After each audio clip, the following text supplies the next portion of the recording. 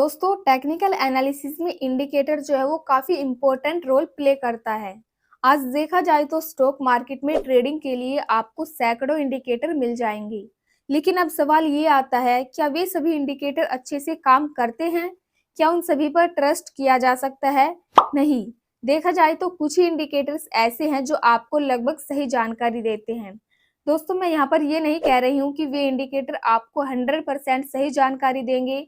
हो सकता है कि वे आपको 60 से 70% तक की सही जानकारी दें। तो दोस्तों, अगर आप intraday trading and swing trading करते हैं तो आज मैं आपको 5 ऐसे बेस्ट टॉप इंडिकेटर बताने वाली हूँ जिनका यूज करके आप अपनी ट्रेडिंग को और बेहतर बना सकते हैं। आपको इन टॉप 5 इंडिकेटर्स में से अपनी पसंद के हिसाब से किसी एक इंडिकेटर को चुनना है एंड उस पर आपको काम करना है। एक साथ आप चार्ट पर सभी इंडिकेटर का उपयोग न करें, क्योंकि अगर आप ऐसा करते हैं तो आपकी ट्रेडिंग आसान होने की बजाय और बिगड़ सकती है। सो आपको एक साथ सभी इंडिकेटर को चार्ट पर प्लेस नहीं करना है। सबसे पहले हम जानते हैं कि ट्रेडिंग में इंडिकेटर होता क्या है।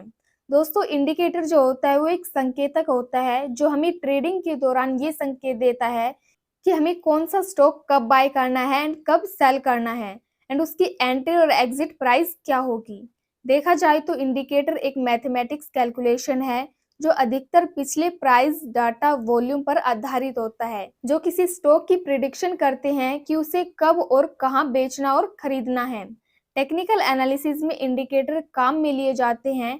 इंडिकेटर की मदद से हम अपनी ट्रेडिंग को और बेहतर बना सकते हैं। सब बात करते हैं कि इंडिकेटर जो है वो कैसे काम करता है। तो स्टॉक मार्केट में एनालिसिस जो होती है वो दो तरह की होती है। एक होती है फंडामेंटल एनालिसिस एंड दूसरी होती है टेक्निकल एनालिसिस। अगर हम किसी कंपनी में लॉन्ग टर्म के लिए इन्वेस्ट करते हैं तो हम उस कंपनी का फंडामेंटल एनालिसिस करते हैं। लेकिन यदि हम एक इंट्राडे ट्रेडर हैं तो हमें फंडामेंटल एनालिसिस से कोई मतलब नहीं है। हम केवल उस स्टॉक का टेक्निकल एनालिसिस करते हैं। इंडिकेटर भी एक टेक्निकल एनालिसिस का ही पार्ट होता है जो ट्रेडर को टेक्निकल एनालिसिस करने में मदद करता है। इंडिकेटर को कंपनी की वित्तीय स्थिति से कोई मतलब नहीं होता कि किसी कंपनी का रेवेन्यू कितना है, वो प्रॉफिट में है या लॉस में है। वो तो सिर्फ किसी स्टॉक का ट्रेंड, प्राइस एक्शन, रिवर्सल या फिर वॉल्यूम को समझने में हमारी मदद करता है, जिससे हमें यह समझने में आसानी होती है कि किसी स्टॉक में हमें कब एंट्री लेनी है और कब एग्जिट होना है। सो अब बात करते हैं टॉप 5 इंडिकेटर के बारे में। सबसे पहला हमारा यहाँ पर इंडिकेटर आता है RSI, यानी कि रिलेटिव स्ट्रेंथ इंडेक्स। दोस्तों, RSI इंडिकेटर जो होता है वो बहुत ही सरल और समझने में बहुत ही आसान है। बहुत से बिगिनर ट्रेडर जो होते हैं वो RSI इंडिकेटर का ही यूज करते हैं। यह इंडिकेटर आपको कम कीमत पर स्टॉक को बाय एंड अधिक कीमत पर स्टॉक को सेल करने में मदद करता है। इस इंडिकेटर से आप किसी भी स्टॉक के प्राइस मोमेंटम और रिवर्सल ट्रेंड को आसानी से समझ सकते हैं। इस इंडिकेटर की जो वैल्यू होती है वो 0 से लेकर 100 तक के बीच होती है, जिसे आप अलग अलग टाइम फ्रेम के हिसाब से सेट कर सकते हैं। यहाँ पर 0 किसी स्टॉक को बेचने एंड 100 किसी स्टॉक को खरीदने का संकेत यहाँ पर देता है। RSI में जो है 3 लेवल सबसे इम्पोर्टेंट होते हैं। पहला लेवल होता है यहाँ पर 30 का, दूसरा लेवल होता है 50 का एंड तीसरा लेवल होता है यहाँ पर 70 का। अगर RSI जो है अपने 70 के लेवल को ऊपर की तरफ क्रॉस कर देता है तो यहाँ पर माना जाता है कि जो स्टॉक है वो ओवरबॉट हो चुका है, यानी काफ़ी ज़्यादा ऊपर जा चुका है। मतलब कि मार्केट जो है यहाँ से ओवरबॉट हो चुकी है एंड इसके बाद मार्केट यहाँ से कभी भी नीचे गिर सकती है। तो 70 का लेवल क्रॉस करने के बाद मार्केट क्या है, ओवरबॉट हो जाती है। एंड अगर RSI जो है अपने 30 के लेवल को नीचे की तरफ क्रॉस करता है तो यहाँ पर क्या माना जाता है, यहाँ पर माना जाता है कि मार्केट जो है वो काफ़ी ज़्यादा नीचे आ चुकी है, यानी मार्केट जो है ओवरसोल्ड हो चुकी है।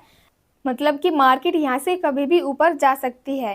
ये 3 लेवल जो होते हैं RSI में सबसे इम्पोर्टेंट होते हैं। अगर RSI के बारे में आप बिल्कुल बेसिक से सीखना चाहते हैं तो RSI के ऊपर ऑलरेडी मैंने एक वीडियो बनाई हुई है, उसका लिंक आपको वीडियो की डिस्क्रिप्शन बॉक्स में मिल जाएगा एंड उस पर क्लिक करके आप RSI के बारे में बिल्कुल बेसिक से इन्फॉर्मेशन ले सकते हैं। सब दूसरा इंडिकेटर यहाँ पर आता है MA, यानी कि मूविंग एवरेज।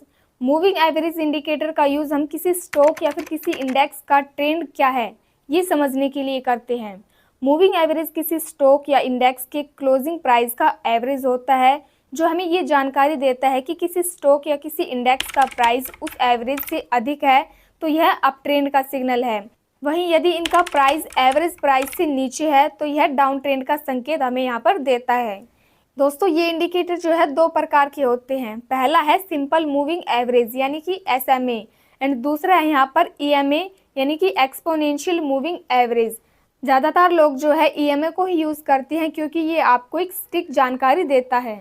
मूविंग एवरेज में जो डिफ़ॉल्ट रेंज होती है वो 9 होती है, जो हमें यह बताती है कि अगर आपने 1 डे चार्ट का उपयोग किया है तो यह पिछले 9 दिनों के प्राइस का एवरेज आपको बताती है। यदि वहीं अगर आप 1 मिनट का टाइम फ्रेम यहाँ पर चार्ट पर सेट करते हैं तो यह आपको पिछले 9 मिनट के प्राइस का एवरेज बताती है। आप चाहे तो इस डिफ़ॉल्ट सेटिंग को अपने अनुसार बदल सकते हैं। तो तीसरा इंडिकेटर यहाँ पर हमारा आता है बोलिंजर बैंड इंडिकेटर। दोस्तों इस इंडिकेटर का यूज़ भी काफ़ी ट्रेडर करते हैं। यह इंडिकेटर आपको स्टॉक या किसी इंडेक्स की वोलेटिलिटी को बताता है। इस इंडिकेटर में मुख्य तौर पर 3 बैंड होते हैं जो इस प्रकार है। पहला है मिडिल बैंड, इसमें 20 दिन का साधारण मूविंग एवरेज होता है। दूसरा है अपर बैंड जो 2+ स्टैंडर्ड डेविएशन पर होता है एंड तीसरा है लोअर बैंड जो 2- स्टैंडर्ड डेविएशन पर होता है। दोस्तों ये इंडिकेटर हमें बताता है कि अगर कोई प्राइस अपने एवरेज प्राइस से ऊपर या नीचे ट्रेंड कर रहा है तो उसका प्राइस कितना अधिक ऊपर और कितना अधिक नीचे जा सकता है। अगर किसी स्टॉक का प्राइस अपर बैंड और लोअर बैंड के बीच में ट्रेंड कर रहा है तो यह दोनों बैंड एक तरह से सपोर्ट और रेजिस्टेंस का काम करते हैं। जब प्राइस इसके रेजिस्टेंस के पास होता है तो इस बात की पूरी संभावना है कि उस स्टॉक का प्राइस जो है वो यहाँ पर गिर सकता है एंड ऐसे में हमें उस स्टॉक को सेल करने का संकेत मिलता है। वहीं अगर प्राइस जो है सपोर्ट लेवल पर है तो हम किसी स्टॉक को यहाँ पर बाय कर सकते हैं। अगला इंडिकेटर है यहाँ पर हमारा MACD इंडिकेटर। दोस्तों ये इंडिकेटर अक्सर उन ट्रेडर द्वारा ज़्यादा इस्तेमाल किया जाता है जो मोमेंटम ट्रेडिंग करते हैं और ये इंडिकेटर भी काफ़ी ट्रस्टेड इंडिकेटर है। यह इंडिकेटर किसी स्टॉक की मोमेंटम, ट्रेंड डायरेक्शन तथा अवधि के बारे में हमें बताता है, मतलब कि ड्यूरेशन के बारे में बताता है। यह इंडिकेटर 2 प्राइस के औसत पर काम करता है यानी 2 प्राइस के एवरेज पर काम करता है जिसे हम कन्वर्जेशन एंड डाइवर्जेशन कहते हैं। MACD की 2 लाइन प्राइस के एवरेज का अंतर होता है जिसे हम EMA इंडिकेटर से पता कर सकते हैं, जो कि 26 दिनों से 12 दिनों तक के टाइम पीरियड का अंतर होता है। यहाँ पर MACD की लाइन अगर EMA की लाइन को नीचे से ऊपर की ओर काटती है तो इस बात का संकेत मिलता है कि अब स्टॉक का प्राइस बढ़ने वाला है और यहाँ पर हम स्टॉक को बाय करके चल सकते हैं।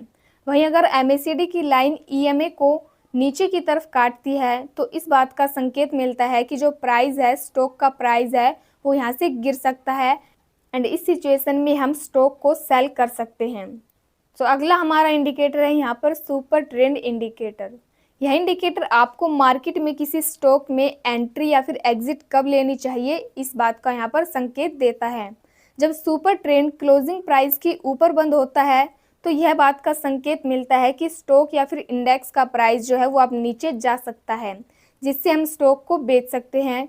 वहीं अगर सुपर ट्रेंड क्लोजिंग प्राइस के नीचे बंद होता है तो यह हमें इस बात का संकेत मिलता है कि उस स्टॉक का प्राइस जो है अब यहाँ से ऊपर जा सकता है एंड उसको हम यहाँ पर बाय करके चल सकते हैं। दोस्तों आज की इस वीडियो में मैंने आपको टॉप 5 इंडिकेटर बताए जिनका इस्तेमाल आप intraday trading and swing trading में कर सकते हैं। शुरुआत में आपको इन इंडिकेटर पर नज़र रखनी चाहिए और ये देखना चाहिए कि इनकी एक्यूरेसी कितनी है। फिर अपनी पसंद के अनुसार 1 या फिर 2 इंडिकेटर आप यहाँ पर अपनी ट्रेडिंग में यूज़ कर सकते हैं। आई होप कि आपको ये वीडियो अच्छी लगी होगी एंड अगर आपको वीडियो अच्छी लगी तो वीडियो को लाइक शेयर ज़रूर करें एंड अगर आप इन इंडिकेटर्स के ऊपर एक अच्छे से वीडियो चाहते हैं, बेसिक से वीडियो चाहते हैं तो कमेंट बॉक्स में हमें ज़रूर बताइए, हम आपके लिए वो वीडियो ज़रूर लेकर आएंगे।